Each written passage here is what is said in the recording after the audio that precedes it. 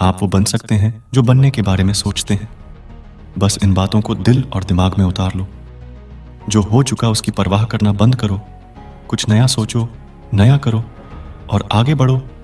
जो हो चुका, अगर उसी में उलझे रहोगे तो आपका आज खराब हो जाएगा। आज खराब होने का मतलब पूरा जीवन खराब। मेरी इस बात को आप हल्के में ना लो मेरे भाई। आप इतने समझदार हैं कि आप मेरी इस बात को अच्छे से समझ सकते हैं। अगर आप वाकई पीछे घटने वाली घटनाओं को दिन रात अपने दिल और दिमाग में दोहराते रहेंगे तो आगे कुछ नया करने का निर्णय नहीं ले पाएंगे। जानते हो ऐसा क्यों होता है? ऐसा इसलिए होता है कि जब आपका दिमाग बुरी घटनाओं के विचारों से भरा होता है तो यह अच्छे और प्रेरक विचार पैदा नहीं कर पाता है और आप लाख कोशिश के बाद भी अपने हर काम में असफल हो जाते हैं। मान लीजिए एक कमरे में किताबों का एक विशाल ढेर लगा दिया जाए और आपको एक विशेष किताब का नाम बताया जाए और उस किताब को उस कमरे में लगे विशाल ढेर में से ढूंढ कर लाने को कहा जाए तो आपको कितना समय लगेगा? मुझे लगता है आपको बहुत समय लग जाएगा, है ना?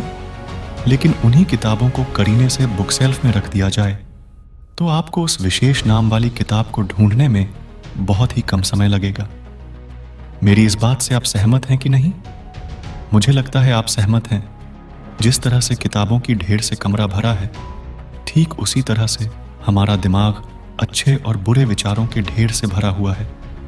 जब हम निराश और दुखी होते हैं तो सही विचार और सही फैसले को सामने लाने में हमारा दिमाग असफल हो जाता है और हमें उस निराशा और दुख से बाहर आने में बहुत समय लग जाता है और इस तरह समय की बर्बादी से हम हमेशा पीछे ही रह जाते हैं।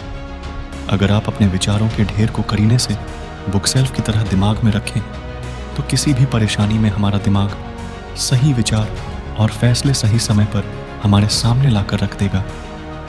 ऐसा करने का सिर्फ एक तरीका है, बस आप हर सुबह मेडिटेशन करना शुरू करो, क्योंकि मेडिटेशन में वह पावर है जो आपको अंदर से कुछ कर गुजरने की ताकत देती है, आपके दिमाग में चलने वाले उथल पुथल को शांत करती है और सही रास्ता दिखाती है और सही निर्णय लेने की क्षमता पैदा करती है।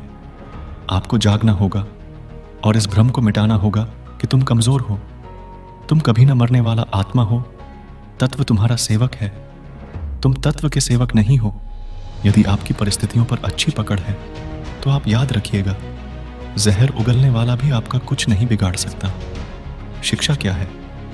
क्या ये किताबों से मिलने वाली विद्या है? नहीं। या फिर नाना प्रकार का ज्ञान है? नहीं, यह भी नहीं।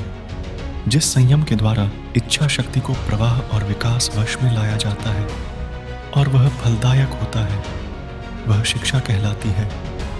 आशा करता हूँ मेरी बताई गई बातों से आप मोटिवेट हुए होंगे, इसलिए एक लाइक ज़रूर करें और चैनल को सब्सक्राइब करना न भूलें। धन्यवाद।